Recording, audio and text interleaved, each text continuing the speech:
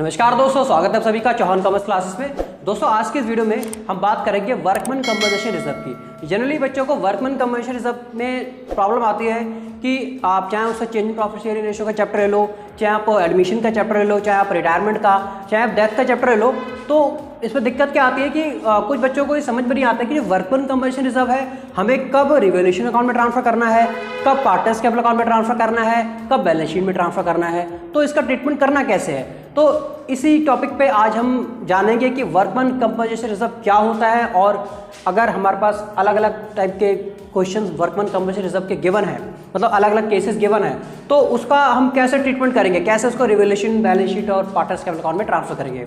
तो चलिए स्टार्ट करते हैं अपनी इस वीडियो को बिना किसी देरी के। देखिए जैसा कि आप क्वेश्चन तो देख ही रहे हैं, क्वेश्चन मैंने लिख दिया है, और आप लोग ये भी जानते हैं कि जब भी किसी फर्म का रिकंस्टिट्यूशन होता है, like profit sharing ratio change हो गई, या फिर पार्टनर्स का नए पार्टनर का एडमिशन हो रहा है, या फिर किसी पार्टनर का रिटायरमेंट हो रहा है, या फिर किसी पार्टनर की डेथ हो गई, तो उस केस में जो वर्कमैन कंपनसेशन रिजर्व होता है इसका अकाउंटिंग ट्रीटमेंट करना पड़ता है। ठीक है, तो वही ट्रीटमेंट की हम बात करेंगे कैसे होता है। तो देखिए वर्कमैन कंपनसेशन रिजर्व, जिसको हम WCR बोलते हैं, ठीक है, वर्कमैन कंपनसेशन रिजर्व का मतलब होता है कि ये वो कंपनसेशन है जो एम्प्लॉइज को दिया जाता है एज अ कंपनसेशन। मान लीजिए कोई एम्प्लॉइज़ है, उसका मान लीजिए कोई एक्सीडेंट हो गया है, ठीक है, तो उस एम्प्लॉय को क्या करती है, फर्म कंपनसेशन पे करती है, ठीक है, लाइक उसके मेडिकल का खर्चा वगैरह। तो उस कंपनसेशन को पे करने के लिए फर्म क्या करती है, प्रॉफिट में से रिजर्व बनाती है। तो प्रॉफिट में से जब रिजर्व बनाती है तो उस रिजर्व को बोलते हैं वर्कमैन कंपनसेशन रिजर्व। ठीक है, तो ये अलग अलग केसेस गिवन है कि अगर हमारे पास इस टाइप का केस आ गया तो कैसे ट्रीटमेंट करेंगे, अगर हमारा ये केस है तो कैसे ट्रीटमेंट करेंगे। ठीक है, तो मैं आपको यहाँ पे जनरल एंट्री भी करके दिखाऊंगा, और उसको पार्टनर्स कैपिटल अकाउंट में कैसे ट्रांसफर करेंगे, कितना अमाउंट ट्रांसफर करेंगे, वो भी आपको मैं बताऊंगा। वर्कमैन कंपनसेशन रिजर्व फर्म ने कितना बना रखा है, 90,000। आपको पता है कोई भी रिजर्व होता है तो वर्कमैन कंपनसेशन रिजर्व यहाँ बना रखा है, तो कोई भी रिजर्व होता है वो फर्म के लिए लायबिलिटी होती है। तो लायबिलिटी साइड हमारा कितना गिवन, वर्कमैन कंपनसेशन रिजर्व 90,000, यानी कि फर्म ने एक रिजर्व बना रखा है WCR का 90,000 का। ठीक है, कि कोई भी कंपनसेशन अगर पे करनी होगी तो इस अमाउंट से पे कर देंगे। अब देखिए पहले केस में देयर इज नो क्लेम। देखिए रिजर्व बनाया था 90,000 का, लेकिन यहाँ पे कोई क्लेम अराइज नहीं है, मतलब कि हमें फ्यूचर में इस रिजर्व में से कुछ भी मतलब अमाउंट अभी पे नहीं करना। कहने का मतलब है कि हमें अभी ये 90,000 रिजर्व है, ठीक है, इसमें से कुछ भी अमाउंट हमें एम्प्लॉयज़ को पे नहीं करना। तो इसका मतलब क्या है कि जो पूरा का पूरा अमाउंट बच गया, 90,000 में से कुछ भी एम्प्लॉयज़ को पे नहीं करना हमें, तो इसका मतलब सारा का सारा अमाउंट बच गया, ये किसको दे दो, पार्टनर्स के बीच में बांट दो, जो भी आपके ओल्ड पार्टनर्स हैं एक्स में बांट दो। तो जब 90,000 को हम पार्टनर में बांटेंगे तो क्या एंट्री करेंगे, एंट्री करते हैं workman compensation reserve account debit,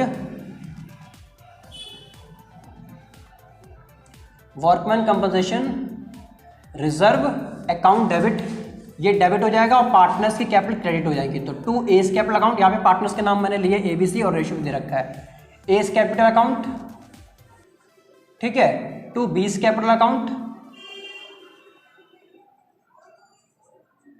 और टू सीज कैपिटल अकाउंट।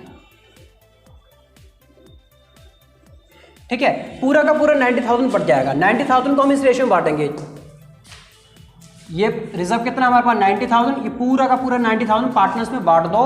ये इसके हाथ में आएगा 40,000, इसके हाथ में आएगा 30,000 और इसके हाथ में आएगा 20,000। ठीक है, तो बात समझ आई। आपने रिजर्व बनाया था, फर्म ने रिजर्व बनाया था 90,000, ठीक है, तो जब पार्टनर का एडमिशन, रिटायरमेंट या डेथ हुआ तो उस टाइम पे हमें वर्कर को कुछ भी क्लेम, मतलब वर्कर्स का कोई भी क्लेम नहीं था, यानी कि उनको कुछ भी पे करने की इसमें जरूरत नहीं पड़ी, या फिर नहीं पड़ेगी। तो इसका मतलब पूरा का पूरा 90,000 पार्टनर्स पे बांट दो। ठीक है, एम्प्लॉयज को एज अ कंपनसेशन नहीं देना तो किसको दे दो, पार्टनर्स को दे दो। केस 2 में क्या बोला है कि if claim on account of WCR workman compensation reserve is 90,000। देखिए आपने रिजर्व बनाया 90,000 का और क्लेम भी कितना है 90,000 का, यानी कि आपको पेमेंट कितनी करनी पड़ सकती है, 90,000 ही पेमेंट करनी पड़ सकती है। तो आपका रिजर्व कुछ नहीं बचा, यहाँ पे 90,000 का रिजर्व बनाया था, उसमें से 90,000 का पूरा क्लेम है, यानी कि पार्टनर्स में बांटने के लिए कुछ भी नहीं बचा। तो यहाँ इस केस में हम पार्टनर्स कैपिटल अकाउंट में कुछ भी ट्रांसफर नहीं करेंगे। ठीक है, यानी कि पार्टनर्स कैपिटल अकाउंट में कुछ भी रिजर्व नहीं जाएगा। अच्छा, अगर हम इसको पार्टनर्स कैपिटल अकाउंट में अगर हम ट्रांसफर करें तो इधर ट्रांसफर करेंगे, बाय वर्कमैन कंपनसेशन रिजर्व, ठीक है, अकाउंट। और ये ए के हिस्से में जाएगा 40,000, बी के हिस्से में जाएगा 30,000, और ये इस तरीके से ट्रांसफर करते हैं, ठीक है। ये फर्स्ट एंट्री है। लेकिन दूसरे केस में तो कोई एंट्री होगी नहीं, क्योंकि कोई रिजर्व अमाउंट बचा ही नहीं है पार्टनर्स के पीछे बांटने के लिए। जितना रिजर्व बनाया था उतना ही क्लेम है, ठीक है। और इसमें एक चीज़ और आपको जाननी है कि सेकंड केस में क्या है कि आपने पार्टनर्स कैपिटल अकाउंट में तो कुछ नहीं बांटना, क्योंकि कोई रिजर्व अमाउंट बचा ही नहीं बांटने के लिए। तो आपका ये पूरा 90,000 आपका कहाँ ट्रांसफर हो जाएगा? लायबिलिटी साइड बैलेंस शीट के अंदर। बैलेंस शीट में एज अ लायबिलिटी पूरा का पूरा 90,000 चला जाएगा। तो जो क्लेम होता है वो बैलेंस शीट में लायबिलिटी साइड जाता है, ठीक है। यहाँ तो कोई क्लेम था ही नहीं, ठीक है, कोई क्लेम नहीं था, इसलिए लायबिलिटी साइड कुछ नहीं जाएगा, सारा का सारा पार्टनर में बांट दिया हमने, ठीक है।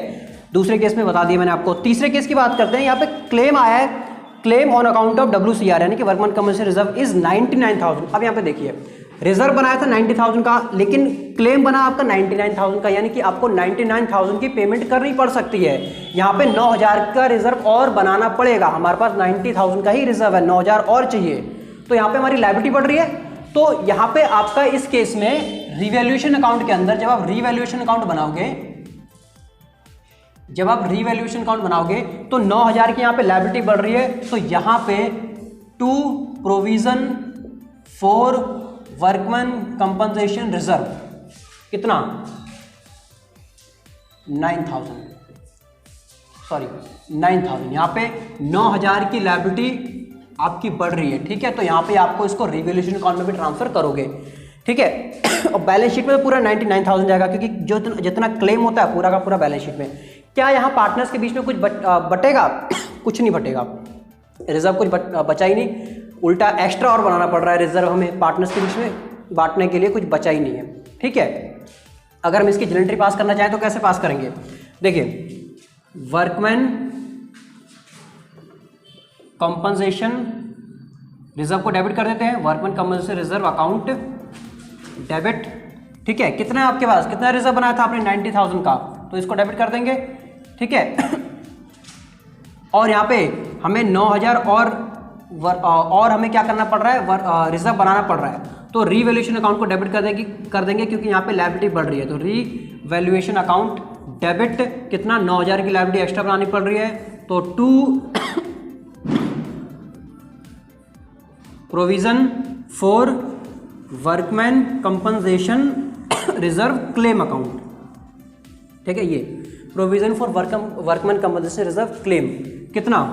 देखिए 99,000 बनाना पड़ रहा है ना पूरा। आई बात समझ में? तो यहाँ पे क्या हुआ कि 99,000 का क्लेम आया, तो एक्स्ट्रा लायबिलिटी बनानी पड़ रही है, तो लायबिलिटी बढ़ी, जिसकी वजह से हमारा रिवैल्यूएशन में ट्रांसफर हो गया, ठीक है। अब पूरा का पूरा 99,000 एज अ लायबिलिटी हमारा कहाँ ट्रांसफर हो जाएगा? बैलेंस शीट के अंदर, पूरा 99,000, ठीक है। यहाँ पे तो कोई हमें एक्स्ट्रा बनाने की जरूरत ही नहीं पड़ी थी, हमें रिजर्व 90,000 था, क्लेम भी 90,000 था, ठीक है। तो ये अब देखिए अगर हमने यहाँ पे इसको ट्रांसफर किया है तो ये लॉस भी आएगा रिवैल्यूएशन का, 9,000 का लॉस भी निकलेगा, लॉस ऑन रिवैल्यूएशन 9,000, और ये लॉस पार्टनर्स के बीच में बढ़ जाएगा कितना? ये 4,000, ये रेशियो में, इसी रेशियो में एग्जिस्टिंग पार्टनर्स के बीच में बढ़ता है 3,000, 2,000, 9,000। अब इसकी एंट्री पास कर देंगे। लॉस की जब एंट्री पास करेंगे तो क्या एंट्री पास करेंगे? A capital account debit, B capital account debit, C capital account debit. तो ये आपके फर्स्ट केस की, ये आपके सेकंड केस की एंट्री थी, ठीक है। फर्स्ट केस में तो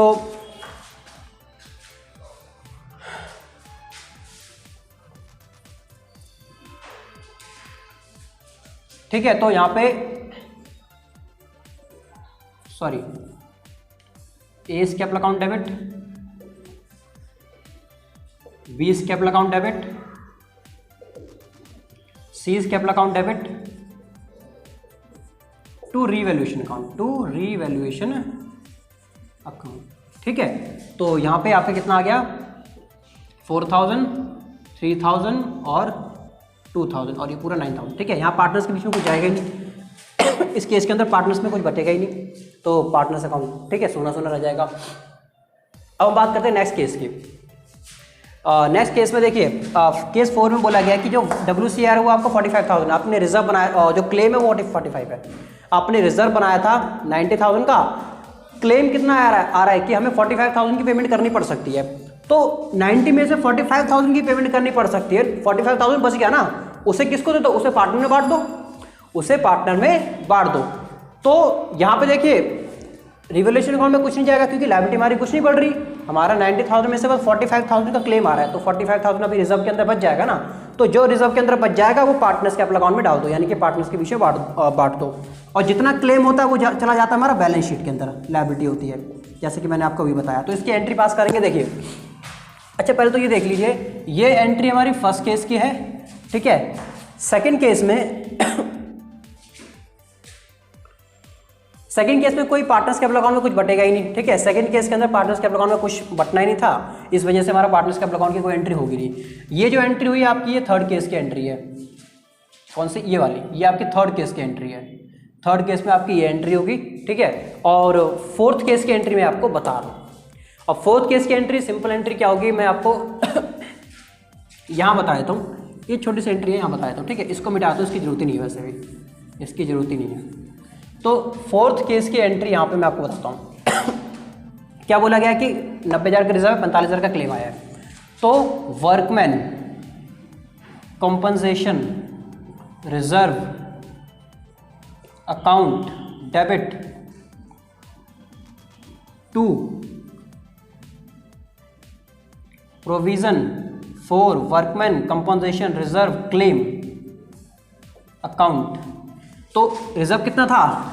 पूरा रिजर्व 90,000, रिजर्व आपका 90,000 था, ठीक है। इसमें से प्रोविजन फॉर क्लेम, कितना क्लेम देना पड़ सकता है हमें, कितना पेमेंट करना पड़ सकता है? 45,000। ये 45,000, ये थोड़ा सा मैं सॉरी, ये 45,000, और जो बाकी 45,000 बचा वो पार्टनर से बांट दो, to A's capital account, to B's capital account और टू सीज कैपिटल अकाउंट। यानी कि 90,000 में से 45,000 क्लेम का आया, बाकी 45,000 बचा, जो इस रेशियो में ऑलवेज आपको ओल्ड रेशियो यानी कि एग्जिस्टिंग रेशियो जो होती है ना, एग्जिस्टिंग पार्टनर्स के बीच में बांट दिया जाता है। 432, ठीक है। 20, 15, 10, 20,000, 15,000, 10,000,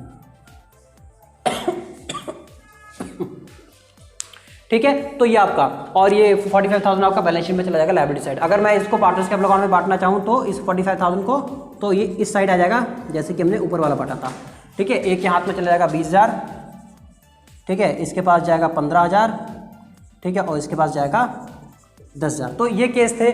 आई होप आपको समझ में आ गया होगा कि वर्कमैन कॉम्पनसेशन रिजर्व का जो ट्रीटमेंट है हम कैसे करेंगे पार्टनर्स में, पार्टनर्स कैपिटल अकाउंट में, ठीक है। एंट्री और ट्रांसफ़र कैसे करेंगे।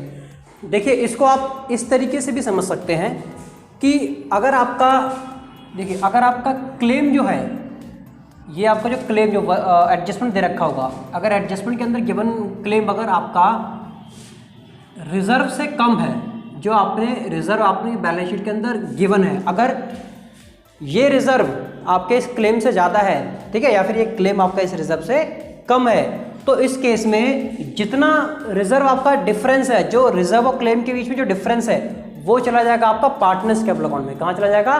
पार्टनर्स कैपिटल अकाउंट में, ठीक है। और जो क्लेम होता है वो तो हम बैलेंस शीट के अंदर ट्रांसफर करते हैं। इतना याद रखो, जितना क्लेम होता है ना, वो total amount as it is चला जाता है बैलेंस शीट के अंदर, और जो क्लेम और रिजर्व के बीच में डिफरेंस होता है वो चला जाता है पार्टनर्स कैपिटल अकाउंट में। कब? अगर हमारा रिजर्व क्लेम से ज़्यादा है तभी जाएगा वो पार्टनर्स कैपिटल अकाउंट में, ठीक है। जैसे इस केस में हमारा रिजर्व था 90,000 और क्लेम था 45,000, तो यहाँ पे रिजर्व क्लेम से ज़्यादा है, ठीक है। तो जो डिफरेंस है वो पार्टनर्स कैपिटल अकाउंट में, और जो रिजर्व जो क्लेम है वो पूरा का पूरा बैलेंस शीट के अंदर। क्लेम तो हमेशा बैलेंस शीट के अंदर जाएगा ही, ठीक है।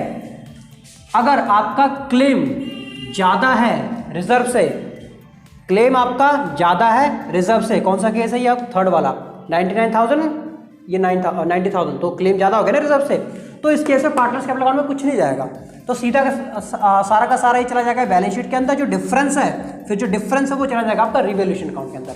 याद रखना, अगर आपका रिजर्व ज़्यादा है क्लेम से, ठीक है, तो जो डिफरेंस है वो पार्टनर्स कैपिटल अकाउंट में।